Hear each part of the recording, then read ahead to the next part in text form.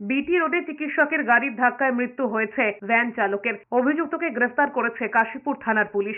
জানা গিয়েছে শনিবার বিকেল 4টে নাগাদ শ্যামবাজার থেকে সিথির দিকে যাওয়ার রাস্তায় কাশীপুরে ভ্যান চালককে ধাক্কা মারে বেপরোয়া গাড়ি। স্থানীয়দের অভিযোগ, ভ্যানে ধাক্কা মেরে পালানোর চেষ্টা করেছিলেন গাড়ির চালক। পালানোর সময় রাস্তায় দাঁড় করানো আরেকটি গাড়িকে ধাক্কা মারেন। তার জেরেই ভ্যান থেকে ছিটকে রাস্তায় পড়ে যান ওই ভ্যান চালক। পরে মৃত্যু হয়েছে ওই ভ্যান চালকের। এরপর গাড়ি ফেলে পালিয়ে যান চিকিৎসক। রাত 9টা নাগাদ অভিযুক্ত চিকিৎসক দেবজিৎ বিশ্বাসকে গ্রেফতার করে কাশীপুর থানার পুলিশ। ধৃতদের দাবি, গাড়ি চালাতে চালাতে ঘুমিয়ে পড়ায় এই দুর্ঘটনা। তবে প্রত্যক্ষদর্শীদের দাবি, প্রচন্ড গতিতে আসছিল গাড়িটি। স্বাভাবিকের থেকে গাড়ির গতি অনেকটাই বেশি ছিল, আর তার ফলে নিয়ন্ত্রণ রাখতে না পেরে ভ্যান চালককে ধাক্কা মেরেছে চিকিৎসকের গাড়ি। অভিযুক্ত চিকিৎসকের উপযুক্ত এবং কঠোর শাস্তির দাবি জানিয়েছেন এলাকাবাসী। এই ব্যক্তির এহেন নির্মম পরিণতিতে শোকস্তব্ধ স্থানীয় বাসিন্দারা। এদিকে অভিযুক্ত চিকিৎসককে আদালতে পেশ করা হলে শিয়ালদা আদালত তার জামিন মঞ্জুর করেছে।